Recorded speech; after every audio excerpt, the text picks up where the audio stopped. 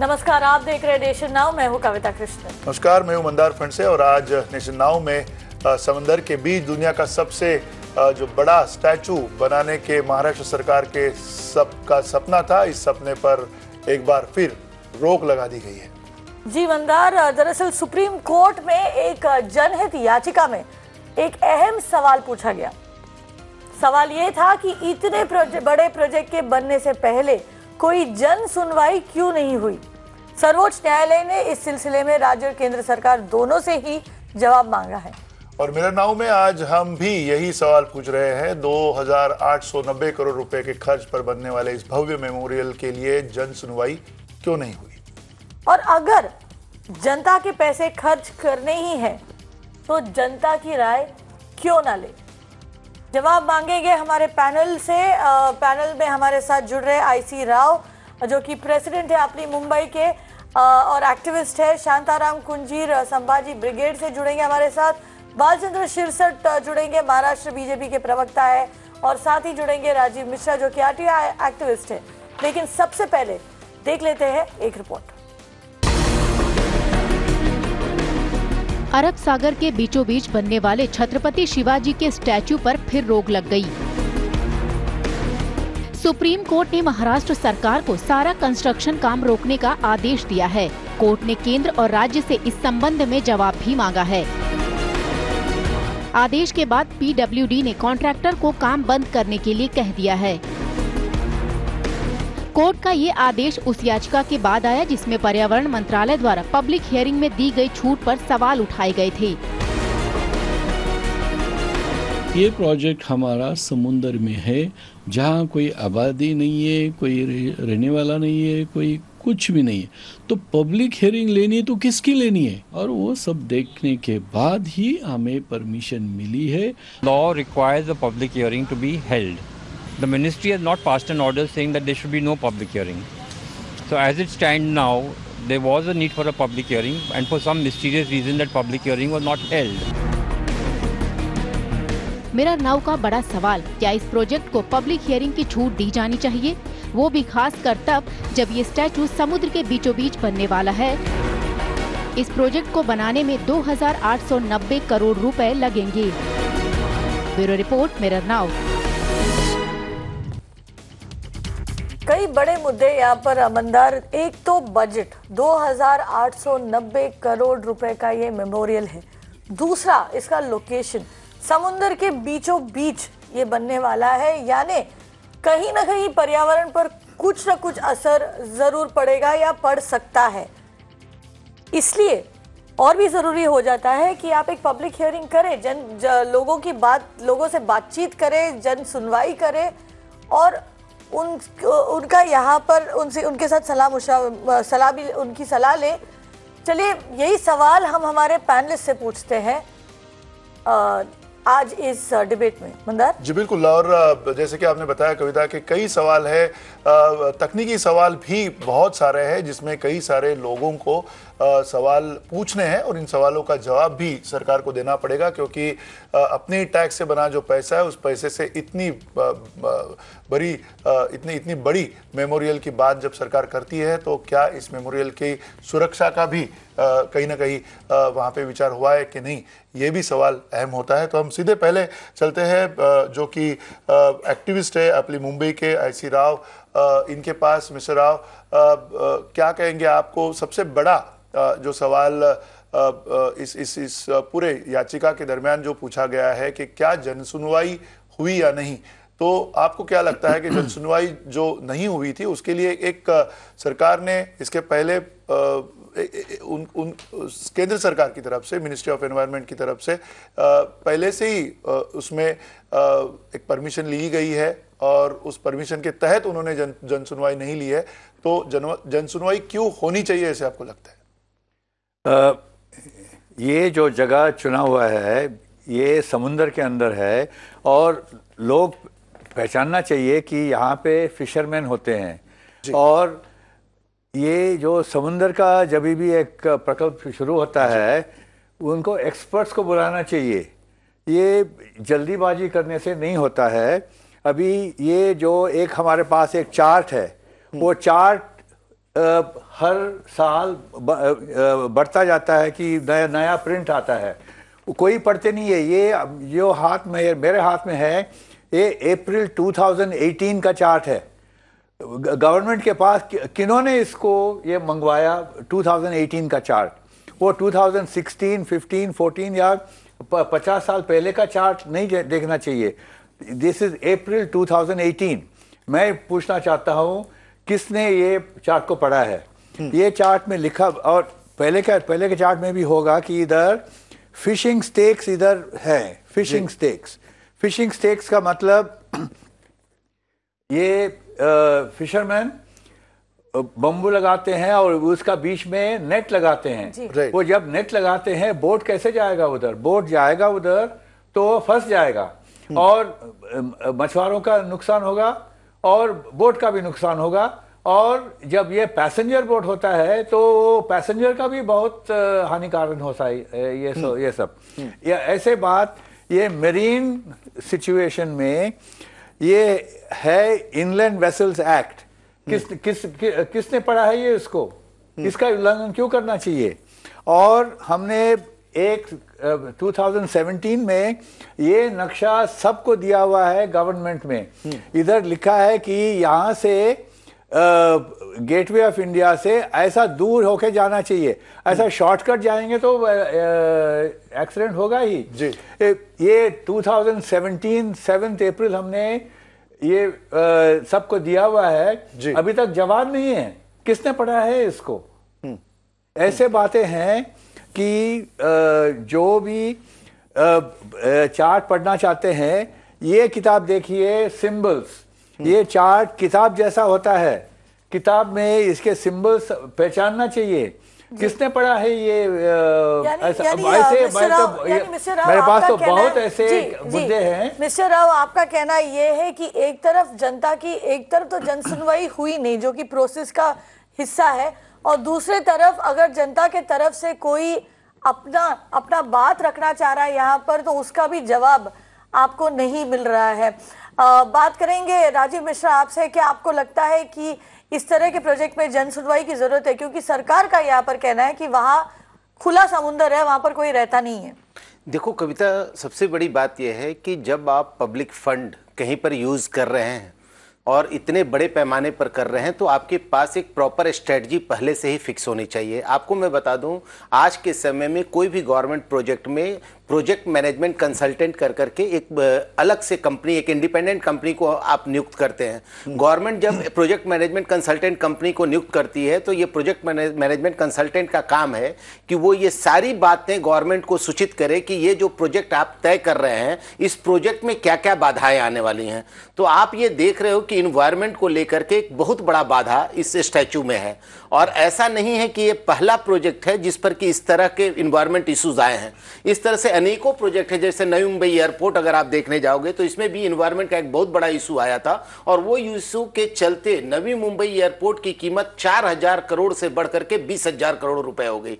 ये आप लोगों को मालूम है। तो मेरा कहना केवल इतना है कि गवर्नमेंट जब पब्लिक फंड का इतना बड़ा उपयोग कहीं करने जाती है और उसके पास ऑलरेडी कंसल्टेंट जैसी फैसिलिटी लेने का पावर है, फिर वैसे स्थिति में सारे क्लियरेंस को लेने के बाद क्यों नहीं इस पर पहल की जाती है? सारे क्लियरेंस आपके पास आ जाएं, सारी चीजें जो अब जैसे ये इन्वायरमेंट का इशू है, तो इन्वायरमेंटलिस्ट जो पब्लिक जनप्रतिनिधित्व करते हैं इन्वायरमेंट के मामले में, जो सोशल एक्टिविस्ट हैं, उनके साथ आपकी राय विचार विमर्श हुई क्या कि हम इस तरह का निर्णय देने जा रहे हैं? दूसरा चीज कि आपने खुद CRZ का नियम बनाया। CRZ में अभी हाईकोर्ट का एक अभी हाल फिलहाल का फैसला है कि CRZ में आप 50 मीटर्स तक आप कोई भी किसी भी प्रकार का कोई भी डेवलपमेंट वर्क नहीं कर सकते हैं। ये बहुत clear cut order Mumbai high court का आ चुका है। तो जब आपने स्वयं अपना CRZ का कायदा बनाया है और उस CRZ के कायदे को आप स्वयं तोड़ने जा रहे हैं और समुद्र के अंदर किसी स्टैच्यू का निर्माण कर रहे हैं और वहां बहुत बड़े पैमाने पर आप एक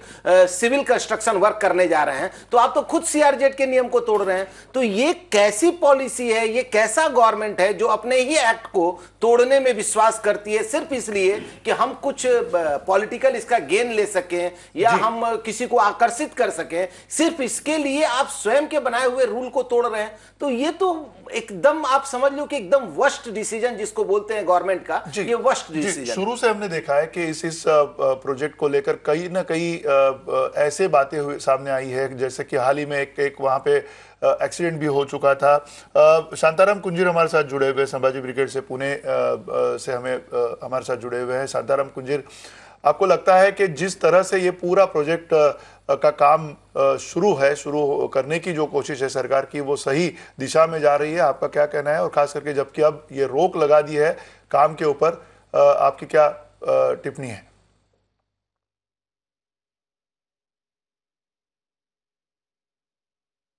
छत्रपति शिवाजी महाराज का जो स्मारक समुद्र में हो रहा है, ये बहुत सालों की ये जुनी पुरानी मांग है और ये बड़ा स्टैचू छत्रपति शिवाजी महाराज का होना चाहिए, बड़ा स्मारक होना चाहिए। पूरा महाराष्ट्र के सब शिव भक्त की इच्छा है।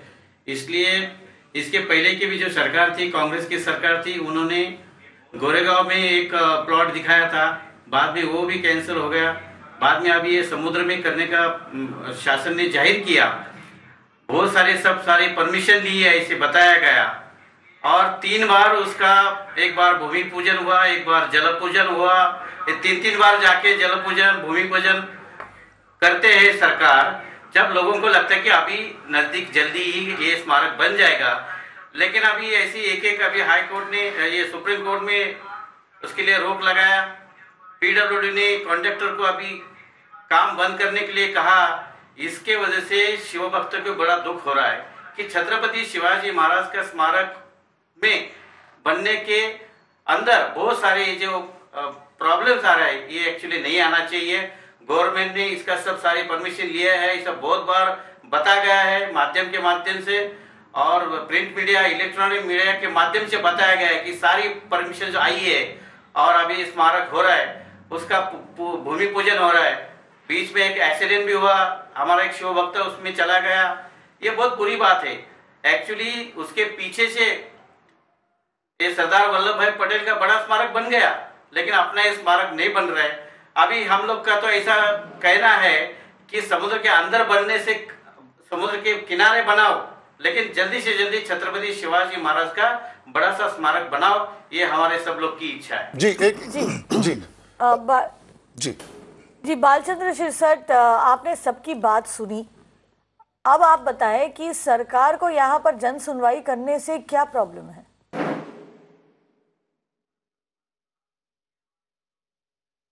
Thank you very much. After listening to everybody, मुझे कुछ चीज क्लैरिफाई करने दीजिए। एक बात तो, इस प्रोजेक्ट के लिए सभी परमिशंस लेने के बाद ही काम का टेंडर निकाला गया है। राजीव मिश्रा जी, यहाँ पर कंसल्टेंट अपॉइंट किए गए, टेक्निकल सर्वे, जियो टेक्निकल सर्वे करने के बाद, सब परमिशंस आने के बाद, एज पर द परमिशंस, जल पूजन करने के बाद ये काम का शुरुआत किया है। अभी कोर्ट में जो परमिशन दी है उसको चैलेंज किया है। विदाउट परमिशन ये काम किया है, ये आपने जो बात कही है वो सरासर गलत है। दूसरी बात कि यह कहाँ होना चाहिए, इसका निर्णय यूपीए गवर्नमेंट में 1999, 2008, 2012 में हुआ। अरबी समुद्र में कहाँ बनाना यह निश्चित यूपीए गवर्नमेंट में हुआ, लेकिन यूपीए गवर्नमेंट ने कुछ भी इसकी परमिशंस की प्रोसेस की नहीं। जो 2014 से 2016 तक परमिशन के प्रोसेस कंप्लीट करके, पूरा ड्यू प्रोसेस ऑफ लॉ को कंप्लीट करने के बाद ही इसका जल पूजन किया। इसके लिए इस परमिशन को जो देवी गोयनका जी ने पीआईएल के द्वारा चैलेंज किया है, high court has totally rejected the plea including all the points which we are discussing now. और उनका अधिकार है, सुप्रीम कोर्ट में वो चले गए। Supreme Court has not given stay, Supreme Court has not given status quo. Please remember, there is no written order, only verbal directives till further hearing for further clarification from the government side as well as from the petitioner side. He has to represent some more points. Let him represent. It is proper natural justice to be given to the petitioner. So court has said, if have you started? If the work is not started, please wait.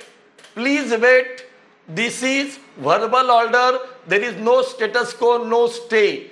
And hearing, yes, hearing can be taken, but the law very clearly says, the laws, CRZ laws, environmental laws says, whenever there is a government project and there is no rehabilitation of human being, resettlement of public, there is no necessity of hearing, and that exemption was sought by Government of Maharashtra. That exemption is given by Central Ministry of Environment and CRZ as per the law, within the framework of law, which is being challenged, and court will definitely give the verdict. We respect, we honor the court, so the work has been already stopped till further hearing, and we are sure in the coming hearing we will clarify our side more rigorously, and the permissions permissions are already there. Court will lift the ban, verbal ban, and the work will go on, and the project will complete by 2022. Sardar Vallabhbhai Patel project started in 2010. So 8 years it took. This project was announced by UPA government, then ठीक है, Chief Balchandra Minister sir, आप कह रहे हो कि उसके उस समय में अनाउंस होने के बाद उन्होंने कुछ किया नहीं। 2015. Now 15 to 19 is just 4 years.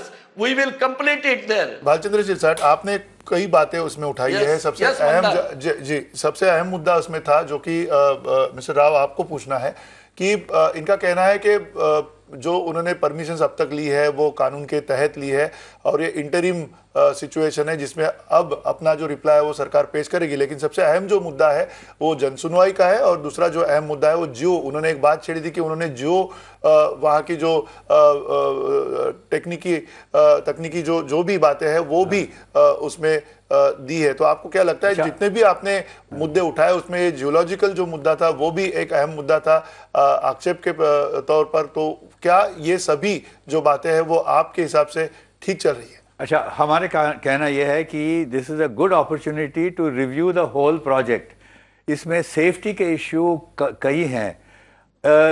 यहाँ से गेटवे ऑफ इंडिया से यहाँ पहुँचने के लिए रास्ता ठीक नहीं है क्योंकि वो मार्च अप्रैल में हवा बढ़ती है, मानसून में it is impossible to approach these places.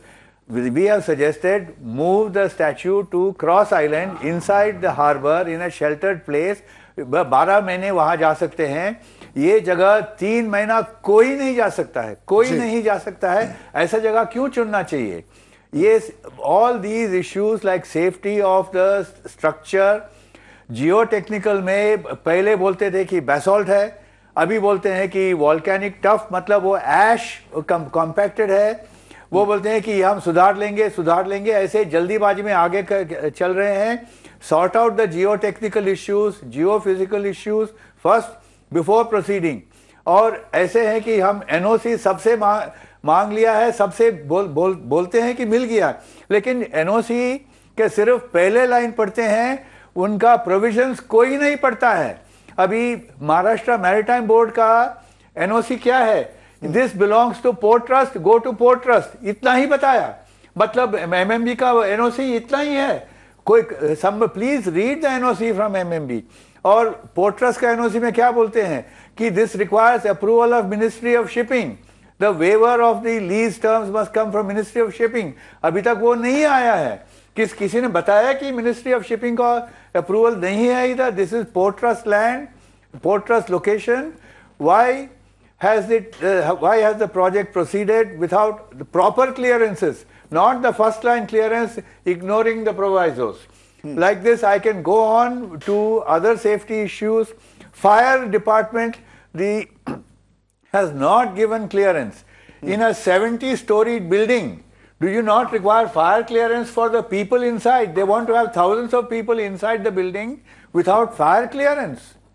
जैसे सबसे अहम मुद्दा उन्होंने उठाया सुरक्षा का, राजीव मिश्रा, आपको लगता है कि खास करके जो जियोलॉजिकल इसमें कारण बताए गए थे, जो जियोलॉजिकल कारण के ऊपर उनका कहना है कि वजन बढ़ जाएगा, इतना सारा वहाँ पे अगर रिक्लेमेशन हो जाता है तो फिर वहाँ पे सुरक्षा की बातें आएगी, तो ऐसे हालत में क्या इसमें बुराई क्या है अगर ज्यादा लोगों की बात सुने और ठीक तरीके से इसमें एक तरह से संशोधन करके सामने आए और फिर आगे बढ़े। देखो, भालचंद्र सिरसाट जी तो बीएमसी को बहुत दिनों तक प्रतिनिधित्व करते मैंने इनको देखा है, तो मुझे मालूम है इनको सारी जानकारियां होनी चाहिए। जब आप कोई डीपी प्लान बनाते हैं तो जब डेवलपमेंट प्लान बनता है तो भी जन सुनवाई होती है और जनता के सुझाव और रिएक्शन वो सारे उसको शामिल में कर करके तब उसके आधार पर डीपी प्लान बनता है।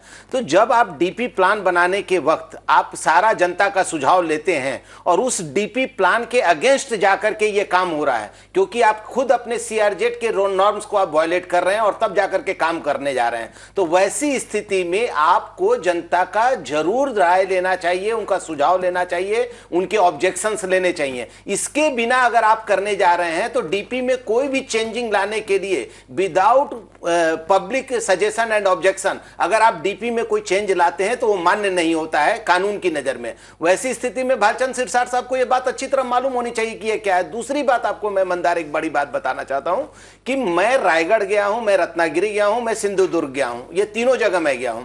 आप मेरे को बताओ, ये तीनों जगह के जो फोर्ट हैं वो इंतजार कर रहे हैं कि वहां आप कुछ ऐसा अच्छा काम कर दो, कुछ ऐसी सुविधाएं बढ़ा दो जिससे वहां पर्यटक लाखों की संख्या में आ सकते हैं। मैंने देखा है इन तीनों प्लेस की खूबसूरती को, इतने खूबसूरत जगह पे ये तीनों फोर्ट स्थापित हैं कि अगर आप इनको थोड़ा डेवलप कर दो तो शिवाजी का वहीं पर बड़ा स्टैचू आप बनाओ, वहीं बड़ी सारी चीजें करो, तो मुझे ऐसा लगता है कि ये तीनों ही प्लेस आप पर्यटन के दृष्टिकोण से बहुत हाई लेवल पर आप इसको आगे बढ़ा सकते हैं। राजीव जी, यहाँ पर जो चर्चा है, जो डिबेट है, यहाँ पर हम ये डिबेट नहीं कर रहे कि शिवाजी के छत्रपति शिवाजी के लिए मेमोरियल की जरूरत है कि नहीं।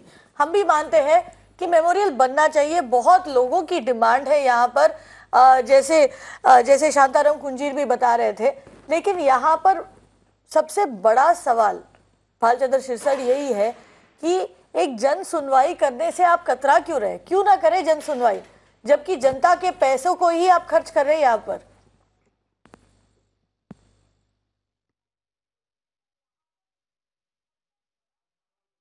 भालचंद्र सिरसाट, आप तक आवाज आ रही है? जी, आप ही को सवाल किया।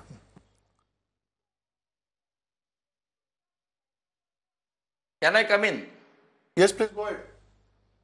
See, basically, we are not afraid of anything.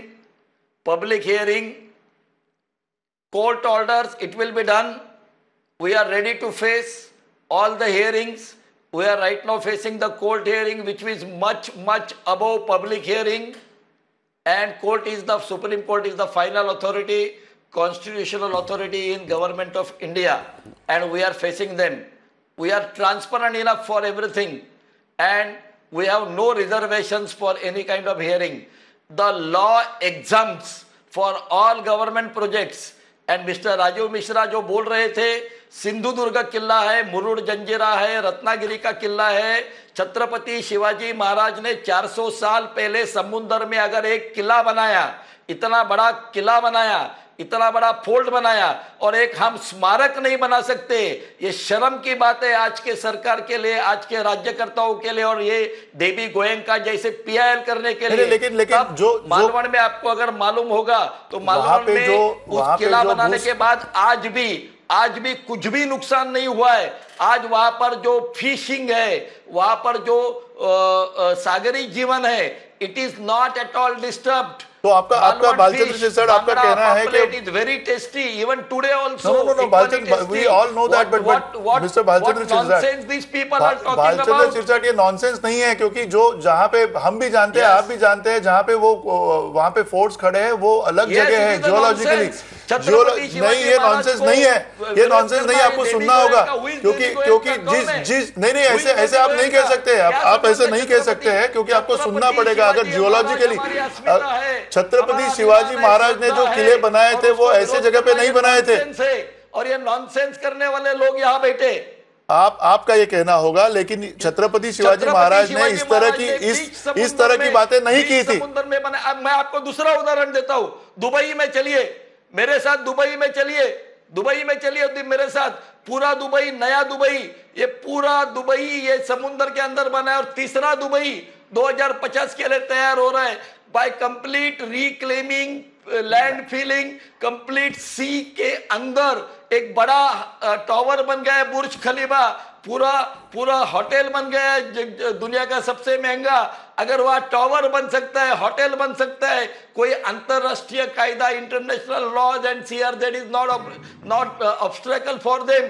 Chhatrapati Shivaji Maharaj के लिए विरोध करना ये विरोध नहीं, आप ये आपकी राजनीति है, ये आपकी राजनीति है। यहाँ राजनीति कोई नहीं कर रहा है, ना ही कोई स्टैचू के लिए, ना ही कोई स्टैचू के लिए। सेफ्टी का इशू है, सुरक्षा का इशू है। ये इस स्मारक के सुरक्षा का भी विषय है। बालचंद्र शिरसट जी, एक सेकंड। बालचंद्र शिरसट, एक सेकंड। मैं आपको अपने पैनलिस्ट, हमारे पैनलिस्ट से और एक बार आपको मिला देती हूँ, आपको बता देती हूँ। आईसी राव है यहाँ पर, प्रेसिडेंट है, आपली मुंबई के सिविक एक्टिविस्ट है। राजीव मिश्रा आरटीआई एक्टिविस्ट है। शांताराम कुंजीर संभाजी ब्रिगेड से है। राजनीति करनी होती तो हम ऑपोजिशन से किसी को बुला लेते, किसी को नहीं बुलाया। हमने ये जो पैनल इकट्ठा किया है सिर्फ इसलिए इकट्ठा किया है क्योंकि एक सेकंड रुकिए राष्ट्रवादी बालचंद्र शिरसट रुकिए। ये पैनल को हमने इसीलिए इकट्ठा किया है क्योंकि सरकार को जो जन सुनवाई करनी थी वो आपने नहीं किया, इसीलिए हमने उन नुमाइंदों को बुलाया है जो जन सुनवाई के में जो है अपना बात सामने रख सकते हैं।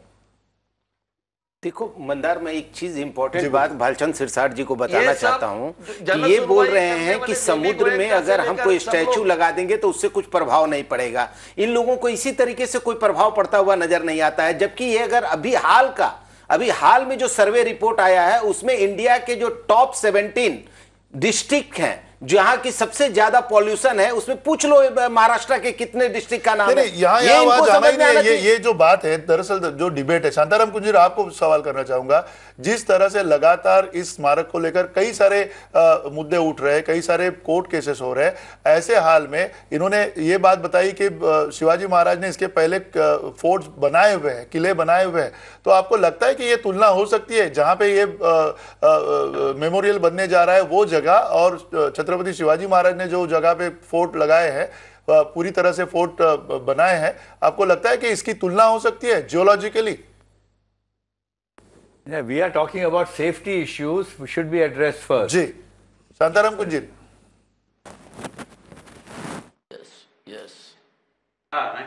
छत्रपति शिवाजी महाराज ने जो समुद्र के अंदर किले बनाए हैं, पहले फोर्ट बनाए हैं, जैसे कि सिंधुदुर्ग है वगैरह वगैरह, लेकिन अभी ये जो सरकार है ये सरकार बना रही है और इसके अंदर हम देख रहे हैं, बहुत सालों से देख रहे हैं, बहुत सारे प्रॉब्लम आ रहे हैं।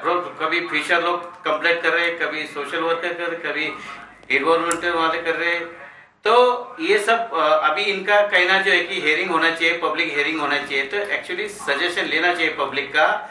और समुद्र के अंदर काम करने वाले जो लोग हैं, जैसे कि हमारे जयंत पाटिल है एमएलए, जो शेतकरी कामगार पार्टी के पक्ष के सरचिटनीस है, सेक्रेटरी, उनको भी बहुत सारा नॉलेज है। ऐसे लोगों का भी नॉलेज लेना चाहिए इसके अंदर। नहीं तो ये पहली जो घटना घड़ी, जो भूमि पूजन के लिए जा रहे थे वो बोट पलटी, एक्सीडेंट हो गया। तो ऐसा भी नहीं होना चाहिए कि छत्रपति शिवाजी महाराज के दर्शन लेने के लिए लोग जाएंगे और कुछ ऐसी दुर्घटना होगी। तो ऐसा भी नहीं होना चाहिए कि छत्रपति शिवाजी महाराज का ये जो स्मारक है ये वर्ल्ड में 1 नंबर का होना चाहिए। और इसके अंदर जो भी प्रॉब्लम आ रहा है वो सब सॉल्व करके इसका भूमि पूजन करो या काम शुरू करो। अगर अंदर नहीं हो सकते तो अपनी पब्लिक का ये डिमांड है कि अगर अंदर प्रॉब्लम है तो समुद्र के किनारे बनाओ, लेकिन बढ़िया सा अच्छा सा स्मारक बनाओ पहले। क्योंकि बहुत सालों से ना हम खाली इन लोग का घोषणा सुन रहे कि छत्रपति का स्मारक बनाएंगे, स्मारक में इसी के ऊपर छत्रपति का नाम लेके ये सरकार बन रही है, सत्य पे आ रही है, लेकिन ये लोग छत्रपति शिवाजी महाराज का स्मारक ठीक तरह से नहीं बना पा रही है। इसके लिए हम लोग सब शिव भक्त लोग हैं, नाराज है, इस सरकार के ऊपर भी नाराज है। गवर्नमेंट को मानना चाहिए कि 3 महीना इस जगह कोई नहीं जा सकता है। ऐसे जगह क्यों चुनना चाहिए जहां पे 3 महीने कोई भी नहीं जा सकता है, और बाकी मार्च और अप्रैल में जाएंगे तो वही एक्सीडेंट हो सकता है। ऐसी जगह क्यों चुनना चाहिए? जी राव साहब, सेफ्टी के मुद्दे पर बात करते हैं, लेकिन पहले बात कर लेते हैं हमारे दर्शक से। अजय रेड्डी फोन लाइन पर है हैदराबाद से। अजय जी। बालचंद्र महाराज नमस्कार। मैं आपसे एक पूछना चाहता हूँ, क्यों हर चीज को अपने को सुप्रीम कोर्ट तक ले जाना चाहिए? डेमोक्रेटिकली इलेक्टेड गवर्नमेंट है, कोई अगर स्पेशलिस्ट बोल रहा है कुछ आप लेते हैं, आप जैसे जो खाली बैठे लोग हैं वो लेके जाते हैं, जो अपने को बालचंद्र शीर्षक, बालचंद्र शीर्षक, आप हमारे दर्शक नहीं, बालचंद्र जी हमारे दर्शक यहाँ पर आपको फोन करके सवाल पूछ रहे, आप उनका इंसल्ट नहीं कर सकते। अजय जी बोलिए। अस्मिता को समझ सकता हूँ, हम लोग भी अस्मिता के बारे में हम लोग भी याद करते हैं। हैदराबाद से छत्रपति शिवाजी जी महाराज हम सर पे लेके चलते हैं भैया, उसमें कोई शक नहीं है। लेकिन डेमोक्रेटिक इलेक्टेड गवर्नमेंट में कोई अगर बोल रहा है कोई तकलीफ है, इसमें एनवायरमेंटल इम्पैक्ट, सारे लेक फॉरेस्ट सारा लुट जा रहा है हिंदुस्तान में, इसमें किसी का तकलीफ है तो स्पेशलिस्ट कोई बोल रहा है तो सुनने में क्या तकलीफ है ब्यूरोक्रेट और पॉलिटिशियन को? कोई नहीं रहना चाहिए ना? क्यों सा हर चीज सुप्रीम कोर्ट, हर चीज सुप्रीम कोर्ट करते रहेगा और डेमोक्रेटिक इलेक्टेड गवर्नमेंट खामोश बैठेंगे, सिर्फ सुप्रीम कोर्ट पूछेगा तो आप आंसर देंगे। जी ये सही नहीं है ना भैया? जी अजय जी, जी। और बालचंद्र शीर्षक आपको जवाब देने का और एक मौका देंगे, लेकिन पहले जो सेफ्टी का मुद्दा उठाया था उस पर मंदार मैं आपसे बात करना चाहूंगी। आप राज्य सरकार जो लेकर गई थी जर्नलिस्ट को वो जगह दिखाने के लिए, आप भी गए थे, आप उस बोट में थे, आपके बगल वाले बोट का ही एक्सीडेंट हुआ था। ये बताइए कि वहां पर एक्सीडेंट क्यों हुआ था?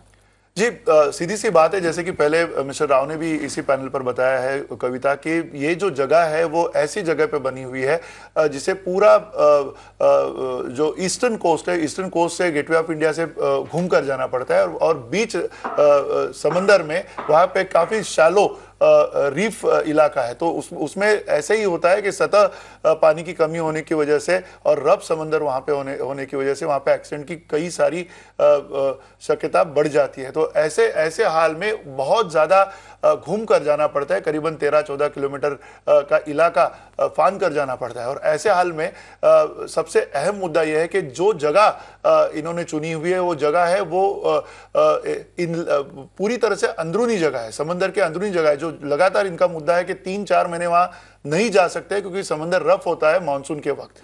तो इसके लिए ये जवाब देना नहीं चाह रहे कि सेफ्टी का मतलब क्या है, सेफ्टी किस तरह से आंकी जाएगी। जो इन्होंने बताया है कि बाकी के छत्रपति शिवाजी महाराज ने फोर्ट बांधे इसके पहले, वो जगह पर आप बारिश में भी जा सकते हैं, ऐसा नहीं कि उस जगह में बारिश में नहीं जा सकते हैं। तो ऐसे हालत में ये जो जगह चुनी गई है वो विवादित है, उस जगह के जियोलॉजिकल जो अस्तित्व की बात है वो भी काफी विवादित है और उसको लेकर सबसे अहम सवाल जो है वो उठाए गए हैं, उसको जवाब सरकार देना नहीं चाह रही है। लीजिए बालचंद्र शीर्षक, यहाँ पर सिर्फ जनता के पैसे की बात नहीं हो रही है, जनता की सुरक्षा की भी बात हो रही है। आप चाहते हैं वहां पर्यटक आए, क्या आपकी जिम्मेदारी नहीं है कि आप सुरक्षित स्ट्रक्चर बनाए वहां पर?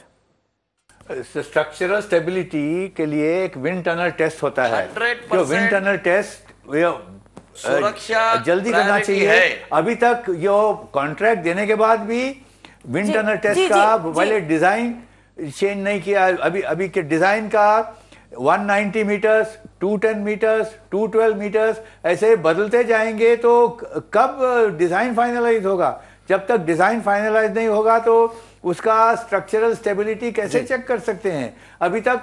और ये कॉन्ट्रैक्ट देने में इतना जल्दी क्या थी कि without finalising the design, even in the contract वो 210 प्लस 2 मीटर्स, ये भी दोनों है कॉन्ट्रैक्ट में। हाउ कैन यू हैव वक्त की कमी है, 2 साइजेस? वक्त की कमी है राव साहब। लेकिन बालचंद्र जी जैसे आप देख सकते हैं कई सवाल है जिसके जवाब सरकार को देने हैं, क्यों नहीं करेंगे आप जन सुनवाई?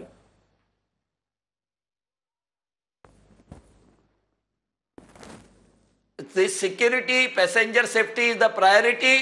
That care has been taken. The accident which happened was the boat has not gone the route which was pre-decided. It took the shortcut to reach early and the accident happened. Now when we are going repeatedly and when we are following all the rules, the safety norms will be definitely observed. And let me tell you, from the Sindhudurga fort, Malvan में जो है, वहां से एक भुयारी मार्ग समुद्र के नीचे से चिपलून तक है। छत्रपति शिवाजी महाराज चिपलून से सिंधुदुर्ग के किले पे सिर्फ 1-1.5 घंटे में घोड़े सवारी पे जाते थे। इस प्रकार का अंडर द सी रास्ता भी अभी बन रहा है, दुबई में बने हैं। भालचंद्र सर, आप क्या कह रहे हैं? आप क्या कह रहे हैं? ट्रेन नीचे से जाने वाले चिपळूण हमें पता है, चिपळूण कहाँ पे है और सिंधुदुर्ग कहाँ पे है, आप क्या बता रहे हैं? जाने के लिए पैसेंजर कितने किलोमीटर का फासला है? आप खुद गूगल मैप देखिए वहाँ पे। जी ये टेक्नोलॉजी है, यू ट्राई टू अंडरस्टैंड। 400 साल पहले Accident happened on 24th October. Where is the inquiry report? 2.5 months. शर्म आनी चाहिए हमें। 2.5 months, no inquiry report. Until the inquiry report is tabled, how can we discuss this? जी राव साहब, that was the mistake and the boat was overloaded. Boat was overloaded and that was the mistake. Mistake if we avoid, we can definitely take precautions. But where is the inquiry report? For 2.5 months, no inquiry report. Rao साहब, बालचंद्र शिरसट, माफ कीजिए, वक्त की कमी है जी, यहाँ पर चर्चा हमें यही खत्म करना पड़ेगा। बालचंद्र शिरसट, बात घूम फिर कर यही आती है मंदार कि ये जो स्मारक बन रहा है, जो मेमोरियल बन रहा है, उसके पीछे सबसे बड़ा एक तरीके से अगर आप पर्पस देखें, एम देखें, तो सरकार का एम यही है कि ज्यादा से ज्यादा लोग छत्रपति शिवाजी के बारे में जान पाए, मेमोरियल तक जा पाए, मेमोरियल देखे, उनकी जीवन की कहानी देखे और उनके बारे में जाने, उनके बारे में जान पाए। अब यहाँ पर यह भी जरूर है कि अगर आप इतने सारे पर्यटकों को, इतने सारे लोगों को इस तरफ ले जा रहे, उस मेमोरियल तक ले जा रहे, तो जो मेमोरियल बनेगा वो 100% सुरक्षित होनी चाहिए। जी बिल्कुल, और साथ साथ सुरक्षिता के साथ साथ जो वर्ल्ड स्टैंडर्ड की बातें सरकार कर रही है, वर्ल्ड स्टैंडर्ड के लिए करीबन 200 साल तक की सुरक्षा का भी सोच इसमें होना चाहिए, खास करके स्ट्रक्चरल डिजाइन में, और उसी के ऊपर सबसे ज्यादा आक्षेप जताए जा रहे हैं। तो इसका मतलब साफ है, सरकार ने इस पूरे मुद्दे को गंभीरता से लेना चाहिए। अगर ये मुद्दा गंभीरता से नहीं लिया गया, इसमें सिर्फ राजनीति का शक लिया गया, तो वर्ल्ड क्लास मॉन्यूमेंट तो छोड़ दीजिए, लेकिन सुरक्षा के ऊपर कई सारे सवाल खड़े हो सकते हैं जल्द से आने वाले समय में जी। तो और मंदर, जाते जाते और एक चीज यहाँ बताना चाहेंगे कि ये जो है क्राउड सोर्सिंग का जमाना है। ऐसा जमाना है जहाँ पर हर तरफ दुनिया भर से लोगों से यहाँ पर आइडियाज मांगे जाते हैं, फंड्स मांगे जाते हैं, और यहाँ पर हम सिर्फ एक स्टेट की बात करें, एक स्टेट के लोगों की बात करें। कोई ये नहीं बोल रहा कि आप शिवाजी का जो स्मारक है वो ना बनाएं।